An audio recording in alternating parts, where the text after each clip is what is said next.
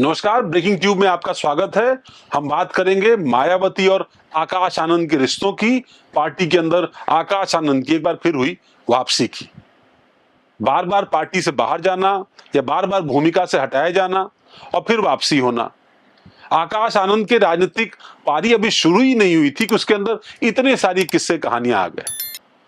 दरअसल जिस कम उम्र में उन्होंने सियासत में शामिल होने का फैसला किया, विदेश से पढ़ करके आए, उनकी शादी भी बड़ी चर्चा में रही, उनकी ससुराल भी चर्चा में रही और उसी ससुराल से शुरू हुई राजनीति ने उनकी राजनीति को अंत की तरफ बढ़ा दिया था। आकाश आनंद को मायावती ने न सिर्फ पार्टी से बाहर निकाला बल्कि उनको समस्त पदों से भी हटा दिया था। यहां तक कि उनका अपना राजनीतिक उत्तराधिकारी घोषित करने का जो फैसला था आकाश आनंद को, वो भी फैसला वापस ले लिया।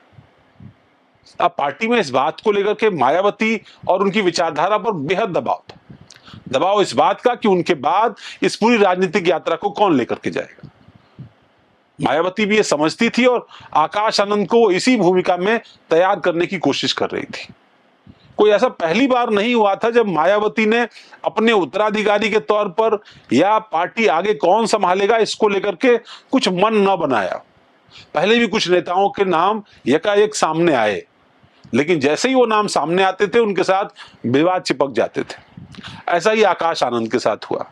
आकाश आनंद की शील्ड यानी सुरक्षा कवच यही है कि वो मायावती के परिवार से ही आते हैं। उनके भाई आनंद कुमार के बेटे हैं और उनके ससुर अशोक सिद्धार्थ, वो भी एक बड़े राजनीतिक हैं। बीएसपी में उनकी खूब सारी पकड़ रही है। ये अलग बात है कि फिलहाल वो बीएसपी से बाहर हैं। उनको मायावती ने पार्टी विरोधी गतिविधियों को लेकर के पार्टी से बाहर का रास्ता दिखाया।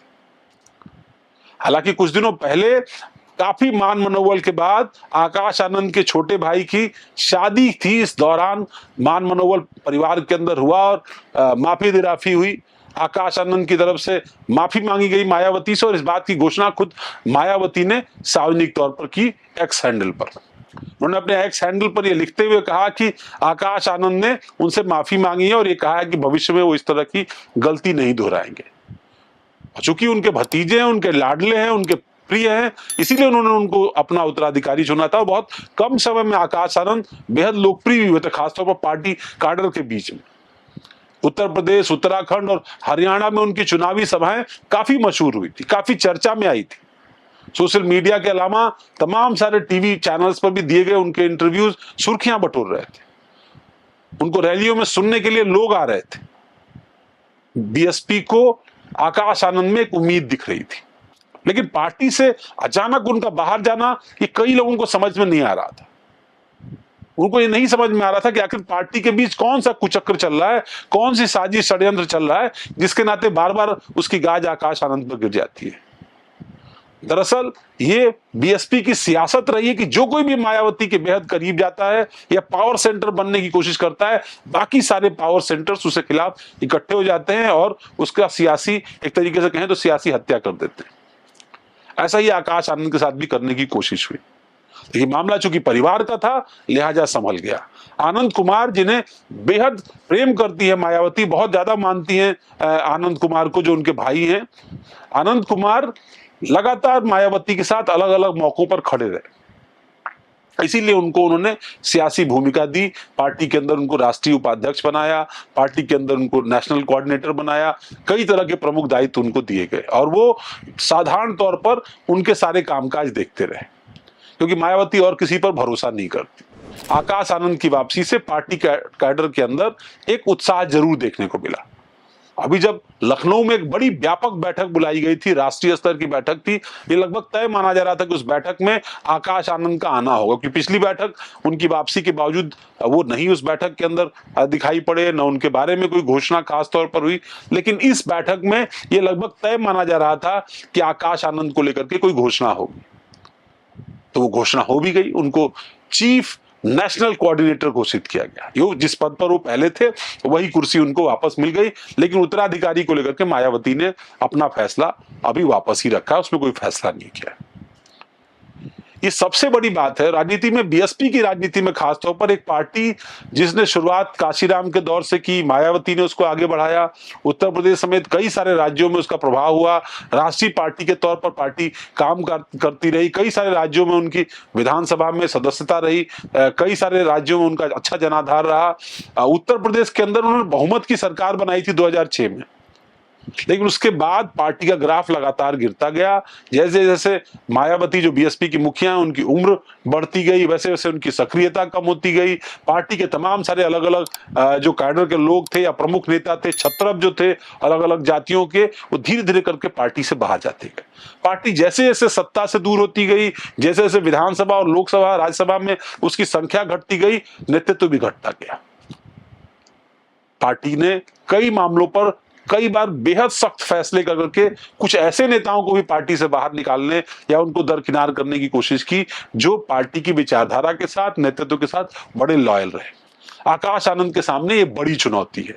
पार्टी की उत्तर प्रदेश की विधानसभा में महज एक सदस्यता है और आपको पता है कि लोकसभा के अंदर बीएसपी का कोई सांसद नहीं, राज्यसभा के अंदर भी मात्र एक सांसद की आमद है। मायावती खुद पिछले 2 बार से वो किसी सदन की सदस्य नहीं है और ये बात कहीं ना कहीं बीएसपी को सालती होगी कि उसकी आवाज मजबूती से नहीं उठ रही, उसका राजनीतिक महत्व जो केंद्र की राजनीति में हुआ करता था वो नहीं दिखाई पड़ता है।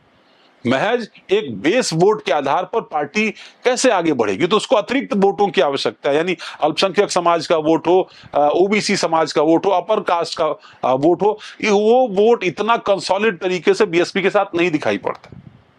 आकाश आनंद के सामने ये तमाम बड़ी चुनौतियां हैं कि वो पार्टी के उन तमाम नेताओं को जो पार्टी से अलग चले गए अलग अलग कारणों से, वो वापस पार्टी में कैसे आ सकते हैं।